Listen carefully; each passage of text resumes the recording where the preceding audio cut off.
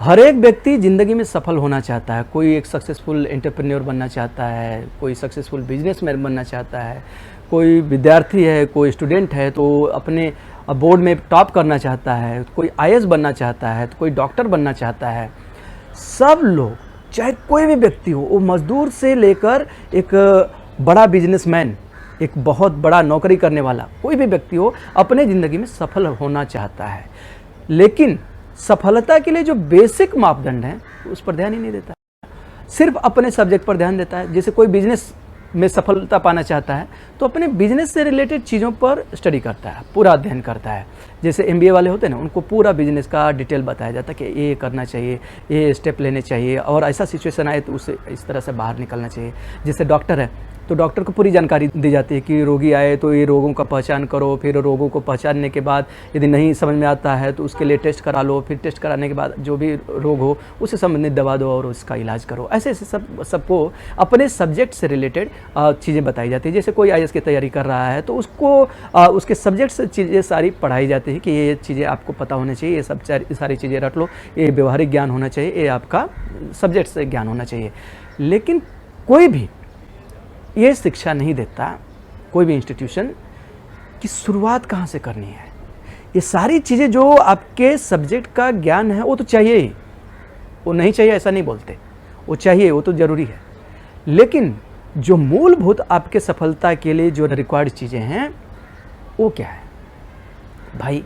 आपको जो भी सफलता चाहिए, किसको चाहिए? सबसे पहले तो आप ये सोचो ना कि किसको चाहिए। हमें चाहिए, मुझे, राम को सफलता चाहिए। तो राम को क्या करना पड़ेगा? राम कहाँ है? शरीर को राम बोल रहे हैं ना, अवध बोल रहे हैं, इस शरीर को राम बोल रहे हैं ना, इसको श्याम बोल रहे हैं, इसको गौरव बोल रहे हैं, जो भी नाम दे रहे हो इस शरीर को दे रहे हो ना। तो यानी ये शरीर है तो आपको सफलता मिलने वाली है ना। इस शरीर को सबसे पहले स्वस्थ करो, सबसे पहला काम आपको ये करना है। और दूसरा, लोग शरीर तक ही अटक जाते हैं। स्वास्थ्य की बात आती है तो स्वास्थ्य की जब बात आती है तो शरीर तक ही अटक जाते हैं, मन को तो समझते ही नहीं है। 2% शरीर का जो हिस्सा है हमारा ब्रेन, जो कि 98% को कंट्रोल कर रहा है, इसको भूल जाते हैं, शरीर को ही स्वस्थ करने में लग जाते हैं। यानी जो भी भाग दौड़ करते हैं, जो रनिंग करते हैं, जॉगिंग करते हैं, वॉकिंग करते हैं, या जिम में जाते हैं, जिम में जाकर पूरा मसल्स को फुगा लेते हैं, पूरा मसल बाइसेप्स ट्राइसेप्स सब बन जाता है, अच्छा खासा चौड़ा बॉडी हो जाता है, समझते हैं कि बस स्वस्थ हो गए। उससे ज़रूरी है मन को स्वस्थ करना, यानी इस 2% को सुधारना, मन को एकाग्र रखना। मन को जो मोटिवेशन मिलता है वो कहाँ से मिलता है? मन से ही मिलता है ना। तो मन में जो मोटिवेशन आता है, आप क्षणिक मोटिवेशन लेते हैं, जैसे हवा भर दिया गया गुब्बारे में और जैसे पिन हुई फट गया, यानी 4 घंटे वाला मोटिवेशन, वो काम नहीं। लगातार वाला मोटिवेशन, वो कैसे होने वाला है? धारणा का अभ्यास करना पड़ेगा। धारणा का अभ्यास करते हैं, धीरे धीरे वो आपका ध्यान में बदलेगा, ध्यान आपका समाधि में होगा। जब मन एकाग्र होगा, शरीर स्वस्थ होगा, मन और शरीर जब दोनों स्वस्थ हो गए तो आपका जो लक्ष्य है, आपका जो विषय है, उसको तो आप अच्छे से ग्रहण करेंगे ही और आप तेज़ी से लक्ष्य की तरफ बढ़ेंगे। इसको मैं आपको एक एग्जाम्पल से बताता हूँ, एक उदाहरण से। एक सन्यासी रहता है, सन्यासी है तो उसको ध्यान भजन करना ही उसका काम है, मन को एकाग्र करना, मन को वश में करना ही उसका काम है। लेकिन उसका मन वश में नहीं होता है। वो किसी से सुनता है कि यहाँ का जो राजा है वो बड़े सन्यासी टाइप के जीवन जीते हैं, पूरे वैभव विलास में रहते हुए, भोग विलास की चीज़ों के चारों तरफ रहते हुए भी वो सन्यासी जैसा जीवन जीते हैं। तो वो जाता है उस राज्य के राजा, यानी उस राज्य का जो राजा थे, उनका जनक नाम था, जनक के पास जाते हैं, बोलते हैं कि महाराज, आप इतने भोग विलास में रहते हुए भी आप कैसे एक सन्यासी का जीवन जीते हैं? और मैं सन्यासी रहते हुए भी मैं मन को वश में नहीं कर पाता, मन मेरा एकाग्र में नहीं है, ऐसा कैसे होता है? तो राजा ने सैनिकों को आदेश दिया कि इसको बंदी बना लो और कारागार में डाल दो। वो सन्यासी बड़ा हतप्रभ होता है, बड़ा आश्चर्य में होता है, बोलता है महाराज ये क्या? मैंने तो आपसे सिर्फ प्रश्न किए थे और आप मुझे बोल रहे हैं कैदी कर लो, जेल में डाल दो, ये क्या बात हुई? बोले हाँ, कैदी बनाने के लिए बोल रहा हूँ। और सैनिकों ने उनको कैदी बनाकर कारागार में डाल दिया। शाम को दरबार सजा पूरा, और पूरे राजकाज के लोग जो हैं सब जुटे, और वहाँ पर राजनर्तकी को बुलाया गया और वहाँ पर नाच शुरू हुआ। चिकनी चमेली छुपके अकेली, सब एक तरफ हर तरफ वाह वाह, एकदम जश्न का माहौल, खुशी का माहौल, सब एकदम एंजॉय कर रहे हैं, मजा कर रहे हैं, सब नाच रहे हैं साथ साथ। वहाँ पर उस सन्यासी को बुलाया गया और सन्यासी को बोला गया, इस राज नर्तकी का आपको 7 चक्कर लगाना है। और उस सन्यासी के सिर पर एक घड़ा रखा गया, बोला गया घड़े को लेकर लगाना है।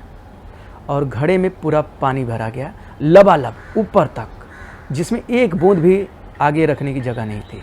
ये बोला गया इसको घड़े पर लेकर 7 चक्कर नर्तकी का लगाना है।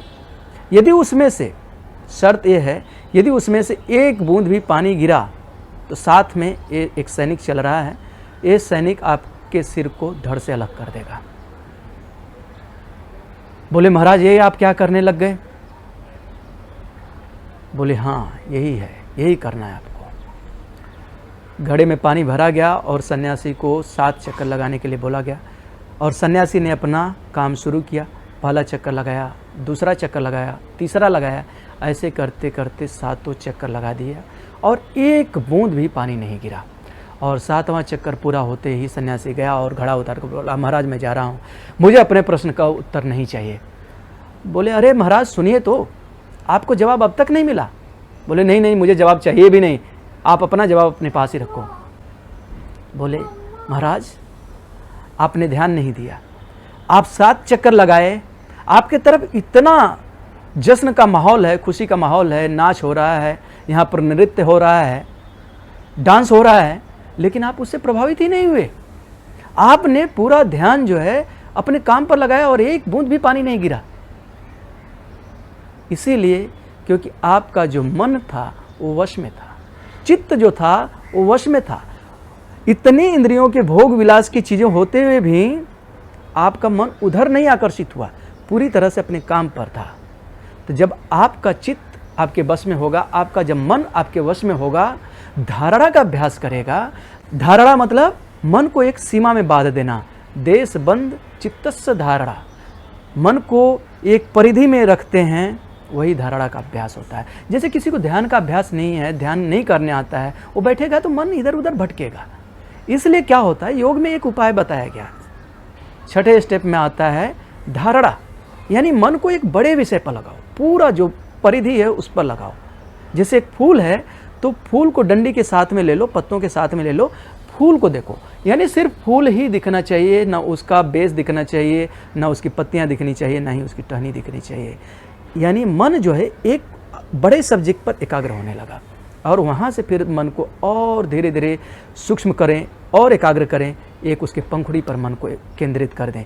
अब ऐसे मन को धीरे धीरे सूक्ष्म करते जाएंगे तो एक बिंदु पर आने लग जाएगा और उस बिंदु को भी बंद नेत्रों से देखने लगे तो ध्यान सिद्ध होने लग गया, मन आपके बस में होने लग गया, मन स्वस्थ होने लग गया, मन एकाग्र है तो आप कोई भी काम कर सकते हैं, कोई भी दुर्गम से दुर्गम काम कर सकते हैं।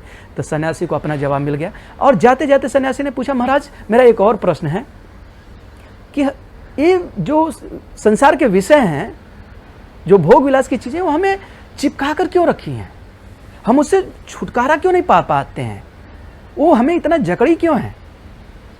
तो राजा जनक ने ये प्रश्न सुनते ही लपक कर गए, एक खंभा को पकड़ लिए, बोले अरे छोड़ मुझे, अरे तू मुझे मत पकड़, अरे नालायक, अरे दुष्ट, मेरे को मुक्त कर। सन्यासी बड़े आश्चर्य में हुआ, बोला महाराज ये क्या करने लग गए? आप सुबह में भी एक नाटक किए और अभी फिर से एक नया ड्रामा आपने शुरू कर दिया। मेरा सीधा सा प्रश्न था और आप ये करने लगे। तो राजा जनक बोले ये जो खंभा है उसने मुझे नहीं पकड़ा है, मैंने उस खंभे को पकड़ा है।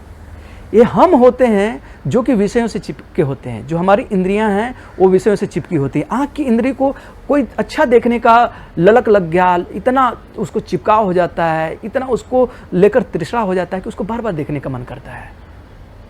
कान को ऐसे ही कोई शब्द प्रिय लग गया, कोई गाना बहुत अच्छा लग गया, प्रशंसा का शब्द कोई अच्छा लग गया, उसको बार बार सुनना चाहता है। जिह्वा का ऐसे ही है, स्वाद लेने का हो गया तो बार बार कोई चीज़ खाने का मन करता है। ऐसे ही बोलने का यदि आदत लग गई, बतरस की भी एक आदत हो जाती है, बतरस का भी एक नशा हो जाता है। तो बात करने लगे तो कब 10 मिनट आधे घंटे में बदल गया, आधा घंटा कब 1 घंटे में बदल गया, पूरा दिन ही बिगाड़ दिए। ऐसे ही सिनेमा का चस्का लग गया, सिनेमा ही देखने में अपना पूरा समय उसमें ख़राब कर दिए। तो जो हमें सफलता चाहिए बिजनेस में चाहिए या किसी एग्ज़ाम में चाहिए या हमें कोई कॉम्पिटिटिव एग्ज़ाम में चाहिए, हमारा यदि मन वश में नहीं है तो हम कैसे पाएंगे सफलता। मन को स्वस्थ तो रखना ही है, उसके साथ साथ अपने वश में भी रखना है। तो इंद्रियों से जो चिपकाव है उसको हमें दूर करना है। विषय हमें नहीं पकड़े हैं, हमने विषय को पकड़ रखा है, हमारी इंद्रियों ने विषय को पकड़ा है। तो इसलिए हमें धारणा का अभ्यास करना है, योग का अभ्यास करना है, ध्यान का अभ्यास करना है। यही एक ऐसा टूल है जो हमें इंद्रियों को वश में करने में मदद करेगा। इसलिए प्राणायाम का अभ्यास करना चाहिए, आसनों का अभ्यास करना चाहिए और प्रतिदिन 1 घंटे जो फिजिकल आपने एक्सरसाइज किया, आसन का अभ्यास किया या आपने रनिंग किया, जॉगिंग किया, जो भी किया या जिम में गए वो तो किए ही। मन को अभ्यास में करने के लिए आप एक चार्ट पेपर ले लीजिए, सफ़ेद चार्ट पेपर, उस पर कोई भी आकृति बना लीजिए अपने चॉइस से, या एक फूल का ही बना लीजिए। और जैसा मैंने आपको बताया था कि फूल पर ही सिर्फ एकाग्र करना है और फूल पर जब मन टिकने लग जाए तो धीरे धीरे और सूक्ष्म करिए, उसके पंखुड़ी पर आ जाइए और पंखुड़ी से भी एक बिंदी बना लीजिए, उस पर करने लग जाइए। इस तरह से आपका जो मन है धीरे धीरे अपने बस में आने लग जाएगा। तो जिनका ध्यान का अभ्यास नहीं होता है वो यहाँ से शुरू कर सकते हैं। इसलिए योग में ये बहुत महत्वपूर्ण जो योग है, अष्टांगिक योग, एक एक स्टेप बहुत महत्व के हैं। तो इस छठे स्टेप पर एक स्थूल मन को सूक्ष्म करने का अभ्यास बताया गया है। तो आप इसका अभ्यास करिए धारणा का, आप देखेंगे कि धीरे धीरे आप ध्यान की तरफ चल पड़े और जीवन में बहुत परिवर्तन आने लग जाएगा। आप जो सोच रहे हैं कि 1.5 घंटा देंगे तो समय कहाँ से निकलेगा, मैं तो इतना बिजी आदमी, मेरा परीक्षा आ गया है, ऐसा परीक्षा आ गया तो जरूर आप काम करो, तब तो अपने आप को ज़्यादा समय देना चाहिए। यदि आपका बिजनेस जो अप डाउन से गुजर रहा है तब तो आप अपने आप को ज़्यादा ही समय दो। आपका जब शरीर और मन स्वस्थ होगा, एकाग्र होगा, एक रिदम में होगा तो आप डिसीजन अच्छा ले पाएंगे और आपका जो काम है वो ज़्यादा कर पाएंगे। जब पढ़ाई कर रहे हैं तो वो ज़्यादा फोकस कर पाएंगे, मीटिंग में है तो आप ज़्यादा फोकस कर पाएंगे। जितना आप एकाग्र रहेंगे, बिखराव जितना दूर होगा और एकाग्रता जितनी ज़्यादा होगी, उतना आपका जो बोलने का है, आपका जो डिसीजन मेकिंग हो वो अच्छा होगा। तो इस तरह से आप धारणा के अभ्यास अपने जीवन को केंद्रित करना शुरू कर सकते हैं। तो आप इसका अभ्यास करिए और आपको क्या लाभ मिल रहा है इसको कमेंट करके बताइए ताकि दूसरों को भी एक इंस्पिरेशन मिले। Thank you, bye bye.